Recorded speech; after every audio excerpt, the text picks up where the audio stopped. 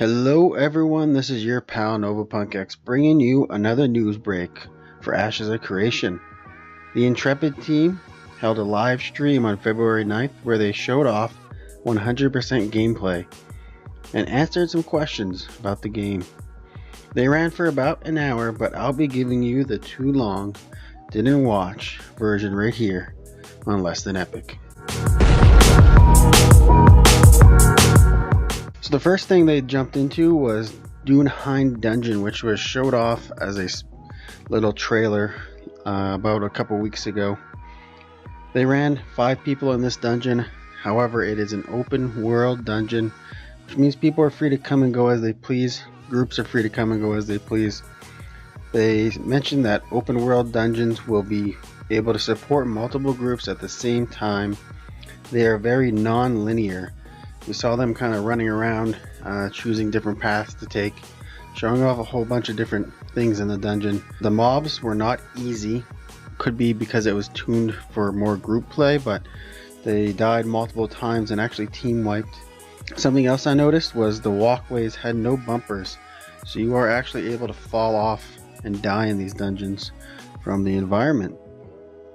All the dungeons right now in Alpha 0, which again is still a very basic testing alpha where they're testing tech, not content. All these dungeons are open world. Moving on, we have some stealth mechanics are going to be predator like. What they're looking to do here is have the ability to see people if you pay really close attention. However, the ranger will get the ability to actually find hidden people, but that is not a guaranteed ability and requires you to build for that in your ranger class. They talked a little bit about cheating, specifically item duplication, and they wanted to make sure to tell everyone that they are closely monitoring these things. They will have systems in place to check for it, and they will take this seriously and ban people for cheating. Moving on to caravans. There will be 2 different types of caravans. Player-driven caravans, which is when you buy a caravan to transport goods somewhere, and node-based caravans, which is when the node is trying to trade with other nodes. The specific question was wondering about if there's a difference between those, and the answer is yes. Player-driven caravans will be guarded by whatever the player chooses to use. Could be players guarding it, could be hired help. However, node-based ones will actually be guarded depending on how big the node is. The bigger the node, the more guards with the caravan. Something else they talked about caravans is you can have on-road or off-road caravans. They also talked later on about roads, and that roads will grow with nodes. There will be different types of roads.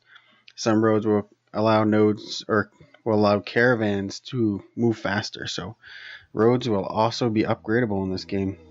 Next thing they talked about was diminishing returns, specifically on crowd control skills. Don't have set in stone details on how they're going to do it, but there definitely is going to be diminishing returns on crowd control in both PvP and PvE.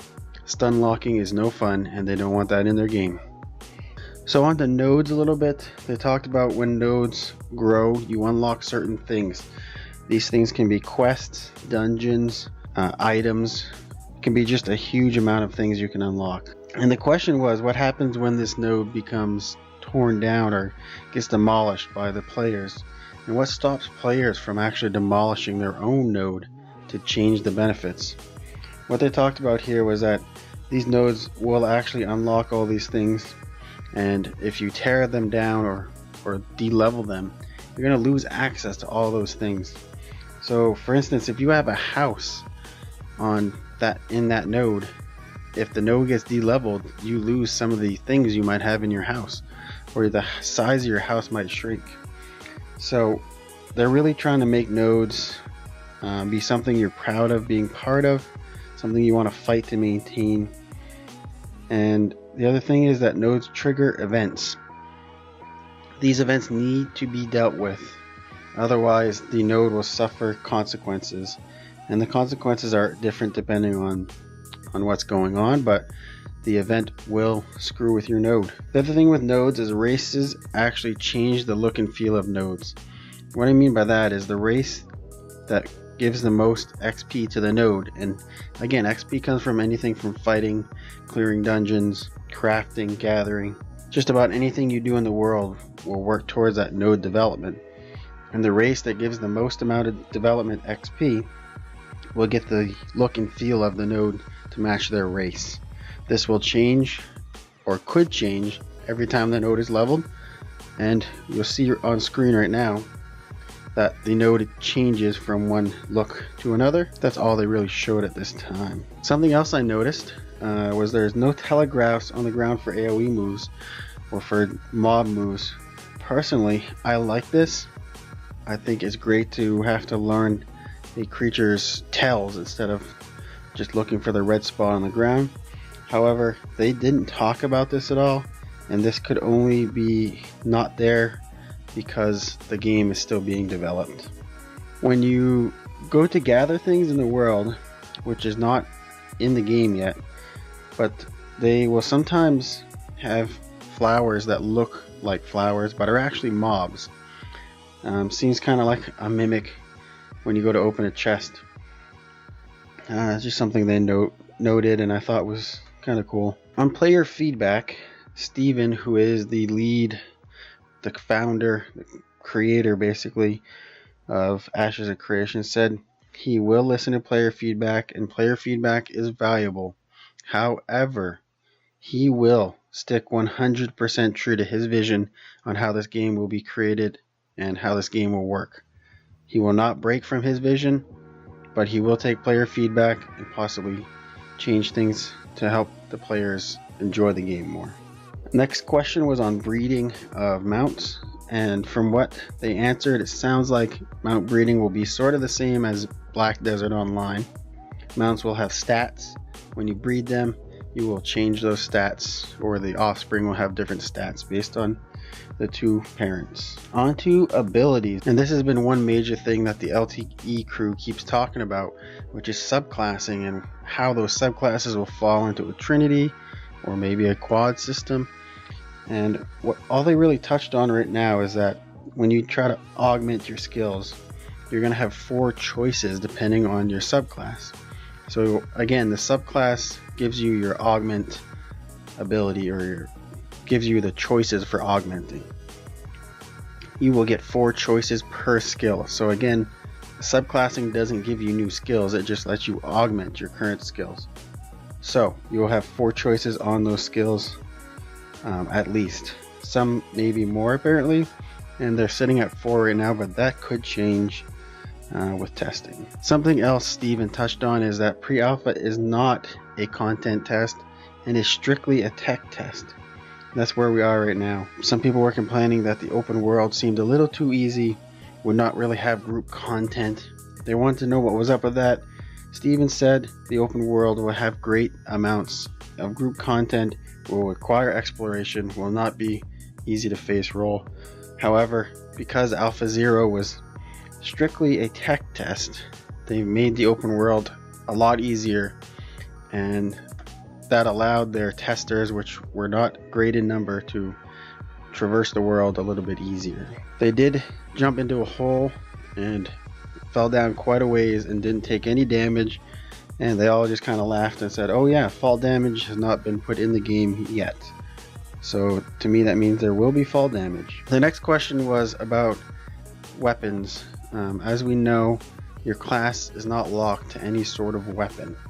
So somebody was asking if he can be a ranger, which you would think has a bow, but he wants to be a ranger with a 2-handed hammer.